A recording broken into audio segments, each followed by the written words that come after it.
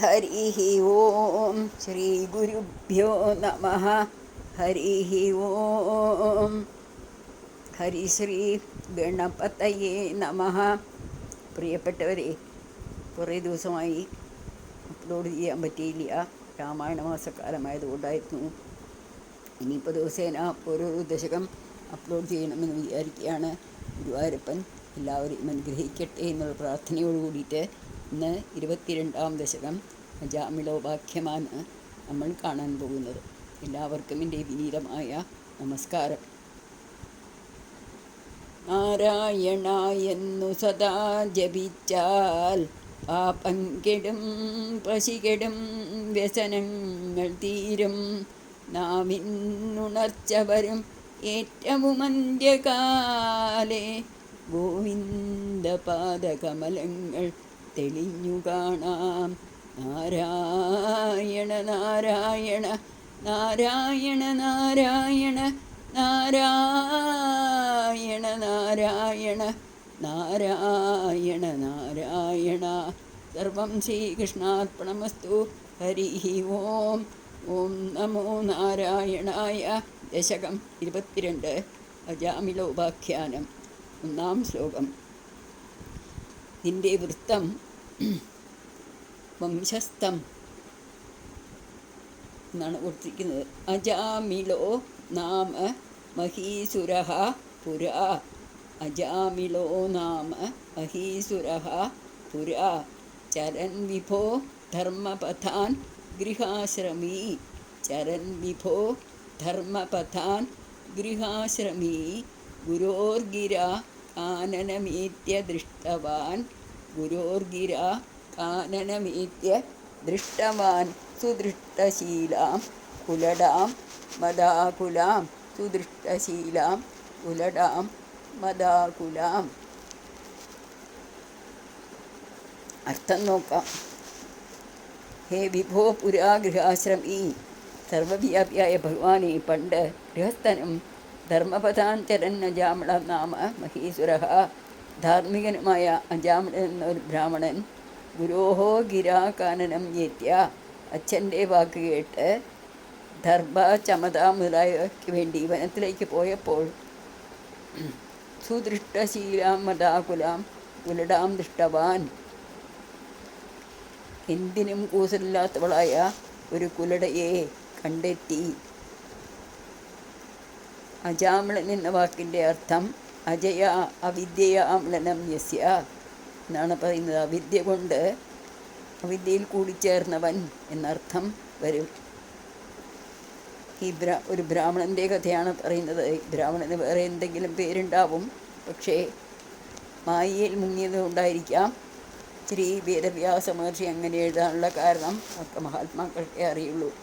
ഏതായാലും അജാമിളോപാഖ്യാനം തന്നെയാണല്ലോ ഇതിൻ്റെ പേര് തന്നെ. ഇനി നമുക്ക് ഇതൊന്ന് ചൊല്ലി നോക്കാം. പക്ഷേ ഇവിടെ പദം മുറിക്കാനൊന്നുമില്ല, അതുകൊണ്ട് ട്യൂണിൽ ചെല്ലാം. അജാമിളോ നാമ മഹീസുരപുരാ. അജാമിളോ നാമ മഹീസുരപുരാ. ചരൻ വിഭോ ധർമ്മപഥാൻ ഗൃഹാശ്രമീ. ചരൻ വിഭോ ധർമ്മപഥാൻ ഗൃഹാശ്രമീ. ഗുരോർഗിര കാനനമേത്യ ദൃഷ്ടവാൻ. ഗുരോർഗിര കാനനമേത്യ ദൃഷ്ടവാൻ. സുദൃഷ്ടശീലാം കുലടാം മദാകുലാം. സുദൃഷ്ടശീലാം കുലടാം മദാകുലാം.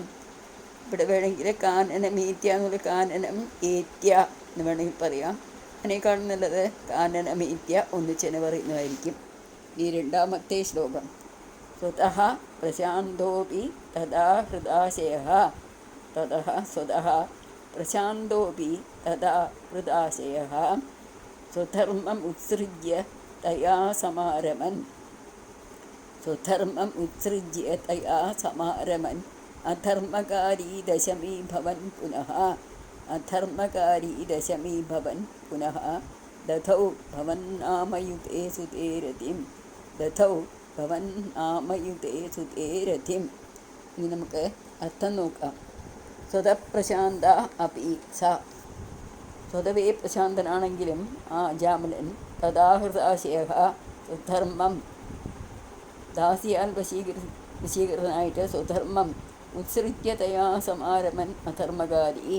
സ്വധർമ്മം കൈവിട്ട് അവളോടുകൂടി ഉല്ലസിച്ച് അധർമ്മങ്ങൾ ആചരിച്ചു വരവേ ദശമീ ഭവൻ പുനഃ വാർദ്ധക്യം പ്രാപിച്ചപ്പോൾ അവിടുത്തെ നാമമുള്ള യുതേ സുതേരതിം ദശവും കൊച്ചുമകനിൽ കൂടുതൽ പ്രിയമുള്ളവനായി തീർന്നു. ഇതിലും അധികം നമുക്ക് പദം മുറിക്കാനൊന്നുമില്ല. സ്വതപ്രശാന്തോപി തഥാ ഹൃദാശയ സ്വധർമ്മം ഉത്സൃജ്യ തയാ സമാരമൻ അധർമ്മകാരി ദശമീ ഭവൻ പുനഃ തദൗ ഭവൻ നാമ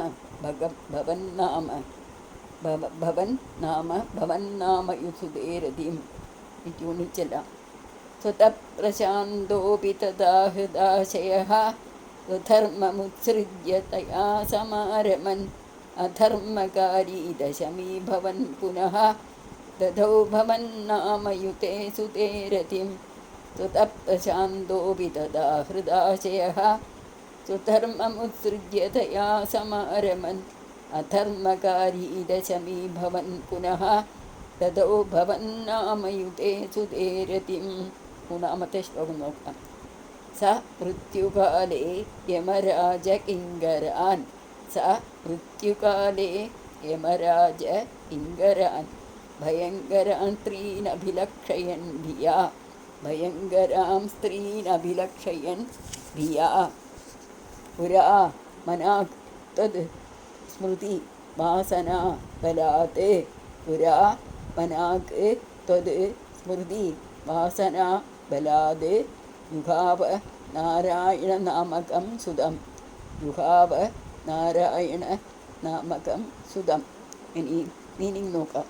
സഹ മൃത്യുകാലേ ഭയങ്കരാൻ സ്ത്രീൻ യമരാജകിങ്കരാൻ. അയാൾ മരിക്കാറായപ്പോൾ ഭയങ്കരാകൃതികളായ 3 കാലദൂതന്മാരെ കണ്ട് പേടിച്ച് അഭിലക്ഷയൻ ഭിയ പേടിച്ചു. പുരാമനാക്ക് ത്വത് സ്മൃതിവാസനാബലാത്. പണ്ട് കുറച്ച് ഭഗവത് സ്മരണയുണ്ടായിരുന്നു കൊണ്ടുണ്ടായ വാസനാബലത്താൽ നാരായണ നാമകം സുതം യുഹാവ. നാരായണൻ എന്ന് പേരുള്ള മകനെ പേരെടുത്ത് വിളിച്ചു.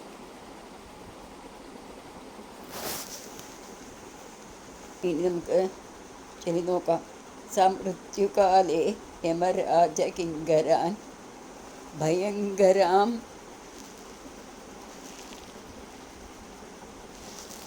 ഭയങ്കരാൻ സ്ത്രീൻ അഭിലക്ഷയൻ ഭിയ.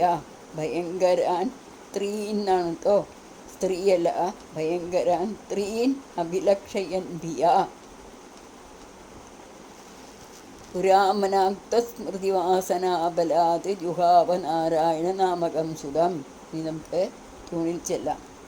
സമൃത്യുകാലേ യമരാജ കിങ്കരാൻ. സമൃത്യുകാലേ യമരാജ കിങ്കരാൻ ഭയങ്കരാൻ സ്ത്രീൻ അഭിലക്ഷയൻ ഭിയ. ഭയങ്കരാൻ സ്ത്രീൻ അഭിലക്ഷയൻ ഭിയ. പുരാ മനാക് ത്വത് സ്മൃതിവാസനാബലാത്.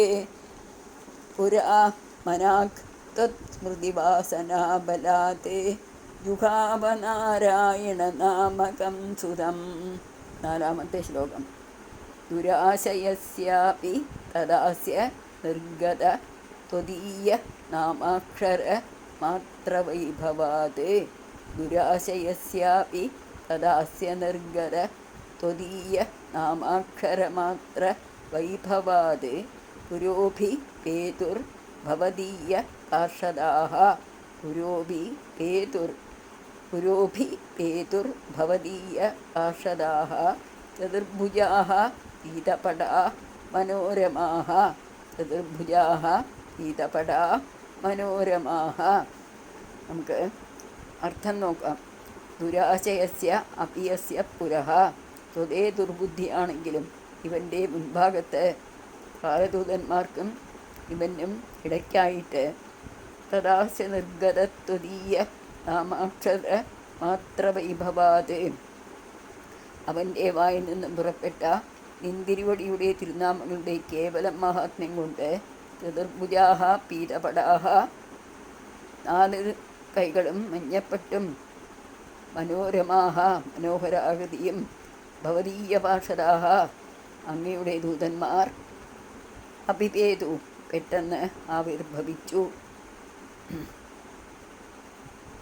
മരണപരാക്രമം കൊണ്ടാണ് ആ നാവിൽ നിന്ന് നാരായണ എന്ന നാമം വന്നത്. പക്ഷേ ഭഗവാന്റെ പാർഷദന്മാർ പെട്ടെന്ന് അവിടെ എത്തുകയും ചെയ്തു. ഇതാണ് ഭഗവത് നാമത്തിൻ്റെ മഹിമ എന്ന് പറയുന്നത്. ഇനി നമുക്ക് പദം മുറിച്ച് നോക്കാം, അല്ലെങ്കിൽ ഒന്നായിട്ട് വായിക്കുകയും ചെയ്യാം.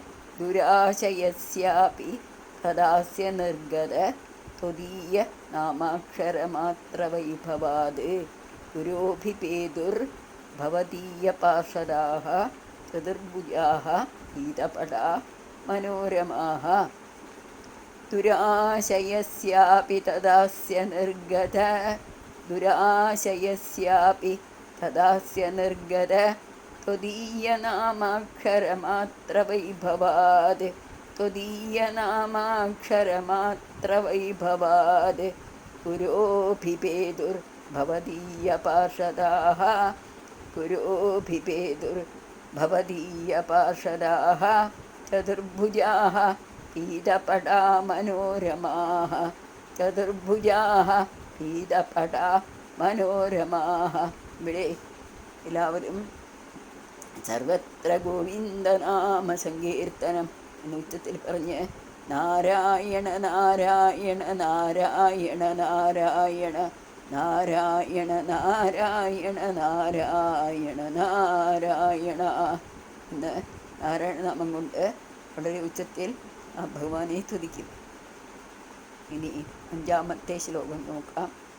അമും ച സംപാസ്യ വികർഷതോ ഭടാൻ അമും ച സംപാസ്യ വികർഷതോ ഭടാൻ വിമുഞ്ജതേത്യാരുരുദുർബലാദമി വിമുഞ്ജതേത്യാരുരുദുർബലാദമി നിവാരിതാസ്തേ ച ഭവജ്ജനൈസ്തദാ നിവാരിതാസ്തേ ച ഭവജ്ജനൈസ്തദാ തദീയ പാപം നിഖിലം ന്യവേദയൻ തദീയ പാപം നിഖിലം ന്യവേദയൻ.